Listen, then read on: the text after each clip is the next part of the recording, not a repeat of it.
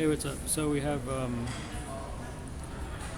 so today, just gonna talk about something quick as possible, I guess, just so I don't lose focus or flip the camera by accident.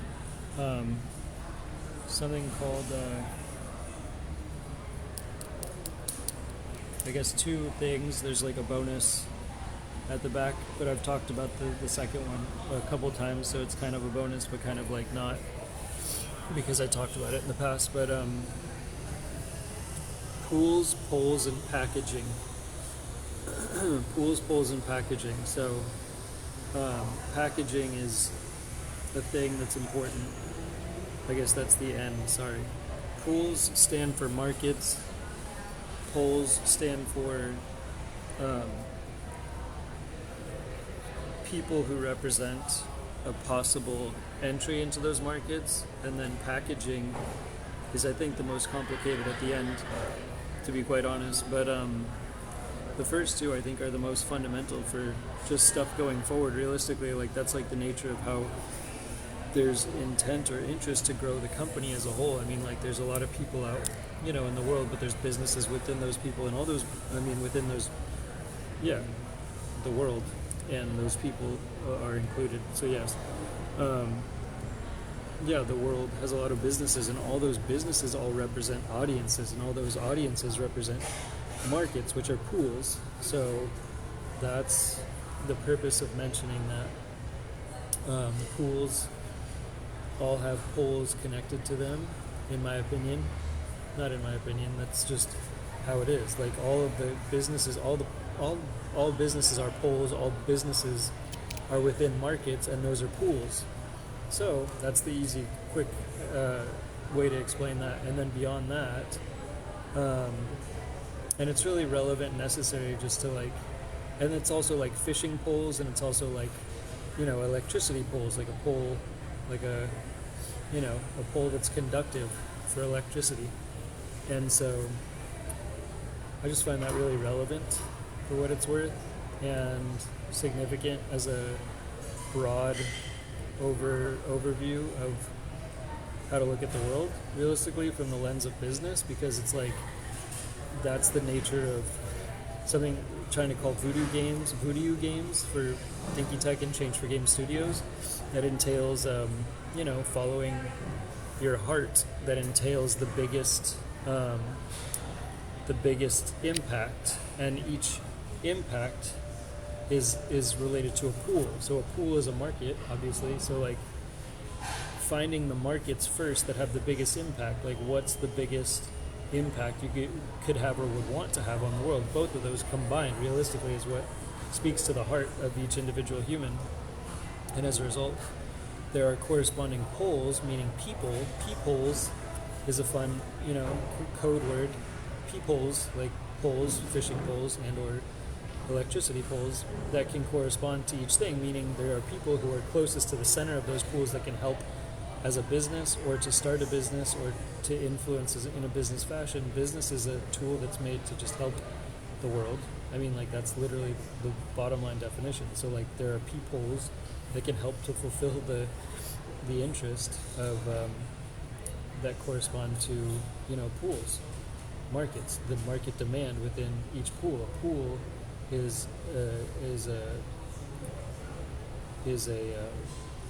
symbol or a representation of market demand, which means a thing or a problem that exists that wants to be fixed, and the world wants it to be fixed. That's literally the definition, is the world wants it to be fixed, and that's why the demand is there. That's why it's a market, because it has a suction in the center.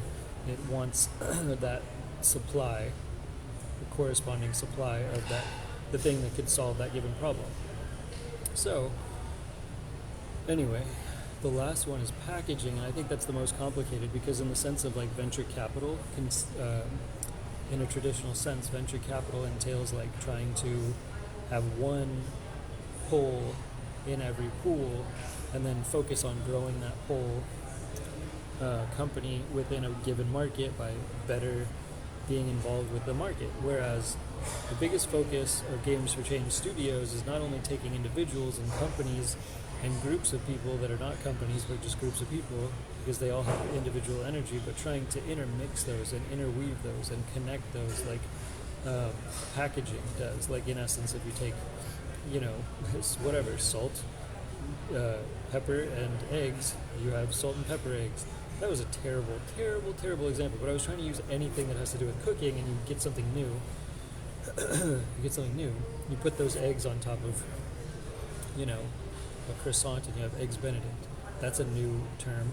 I could have used any cooking reference that would have been better, because any ingredients equal a new product. So that's the nature of packaging. That's the whole purpose.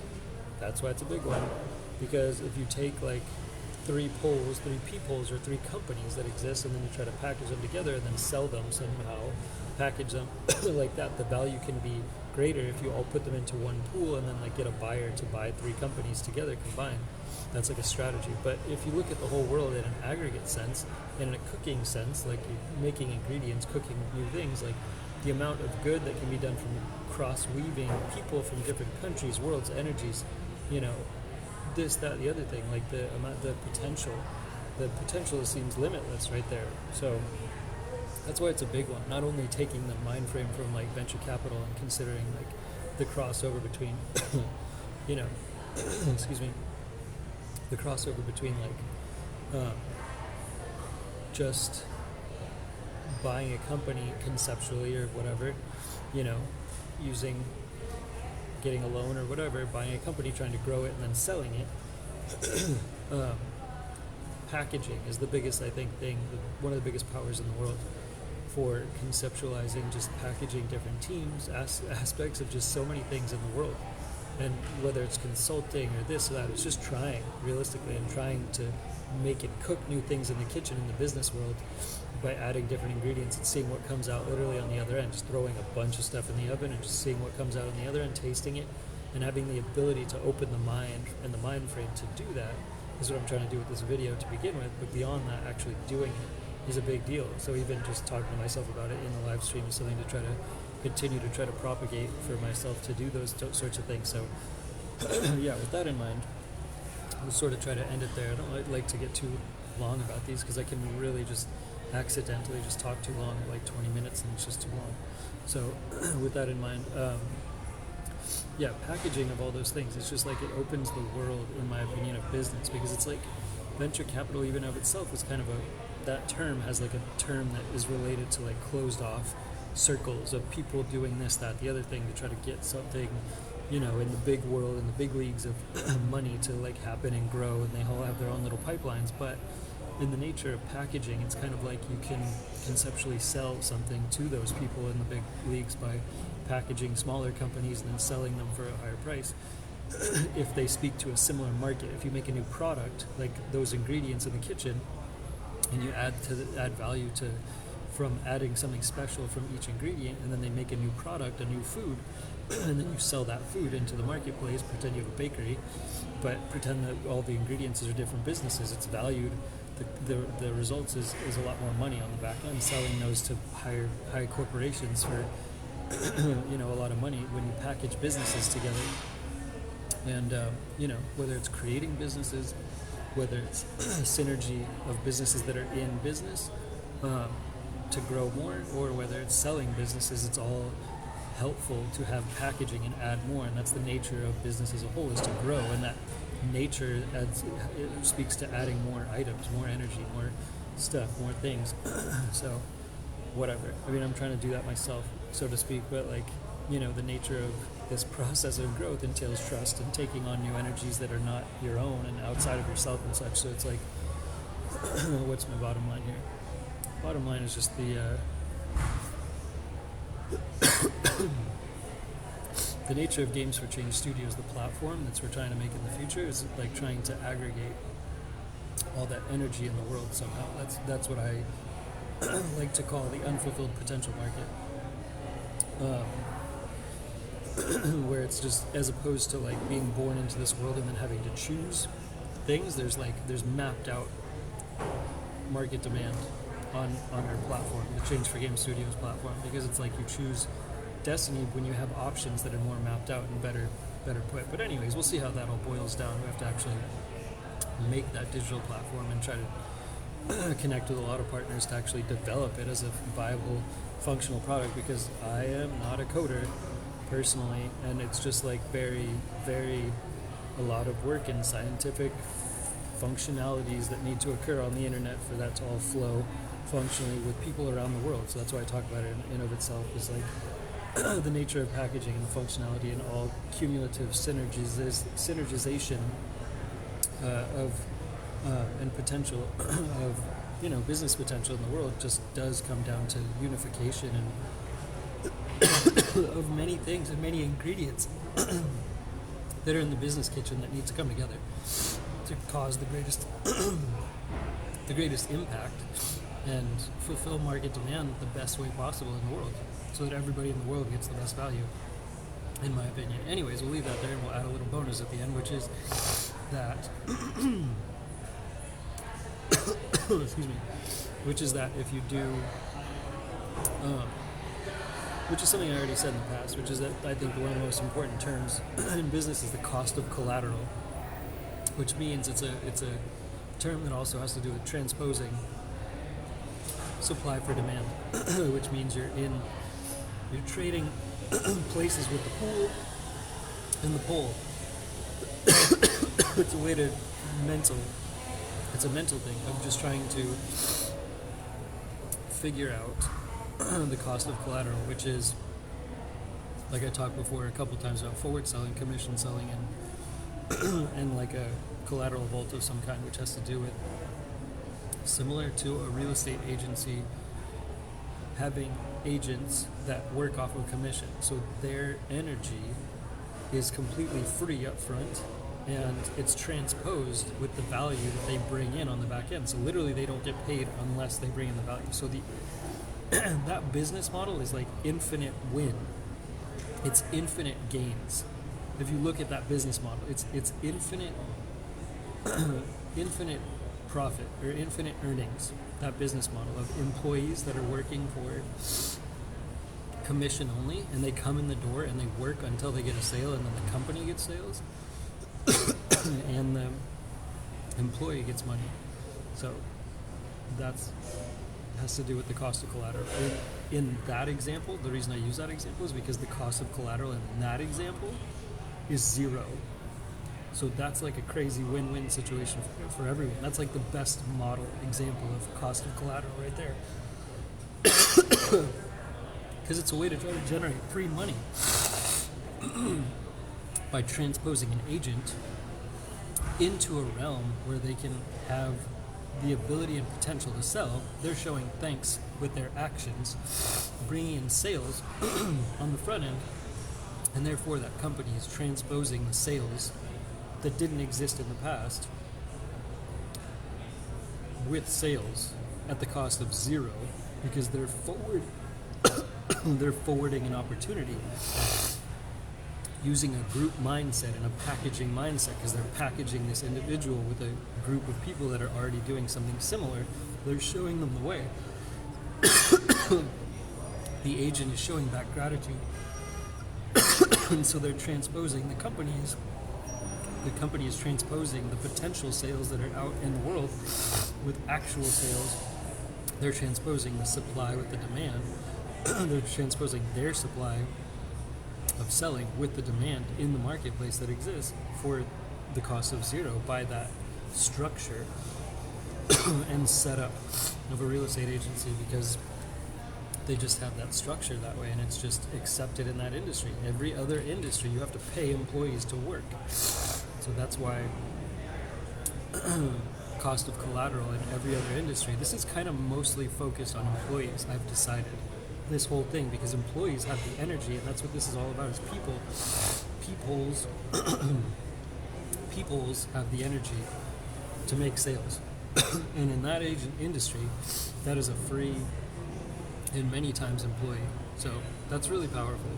They can even pay money to like join the agency, which is it's not absurd. It's not absurd because if you're gonna do it, it's not that absurd. It's like just the way sometimes the nature of this like transposition of supply and demand sometimes occurs, and needing to be weary in the marketplace of what's occurring from a mental, standpoint, having the mentality to try to recognize and focus on the structures to be able to make choices and such in life, and such is a valuable thing, I think, to conceptualize to begin with. But as a hiring person, as an employee,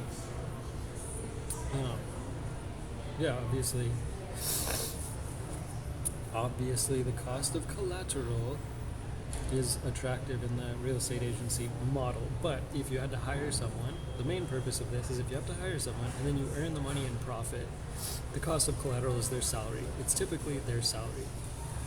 So when you earn that in profit, it's encased, it's in a golden nugget, and then you want to obviously extend, because the status, or excuse me, the symbol of an employee is someone who's earning, they're making money. So the line between, that's like the definition of them. So the line between the cost of the collateral and the spread of their value is by nature intended to go like this. That's the nature of the energy, is to go like this. So the cost of collateral stays down here and their earnings go like this. So the line just by nature continues to spread, and if they fall off, not fall off, but if they don't produce, if they just are sleeping on the clock or whatever, just going to sleep in the back room, then another employee can take over, and then that spread exists that's significant, and the cost of collateral is still covered, and it's down here, so you're still playing with the house's money. That's the nature of the mindset. So that's the cost of collateral little nugget thing that I'm basically just repeating from the past, because it's good to do that somewhat for like reinforcement and things of that nature. I think we'll leave it there. On that note, I think we've decided a genre for the type of sound and music that, or whatever sound that we'll be making for, a sound sermon in the future, which is ambient dubstep. It's just a term, but it should hopefully get weird. Like, it's just gonna try to get weird from there. But for now, I guess that's all. I've been a little absent from the live streams, trying to think about ways to try to optimize making more sound more often. I'm trying to change the location, physical of where I'm at, so it's taking a lot of mind space and presence to try to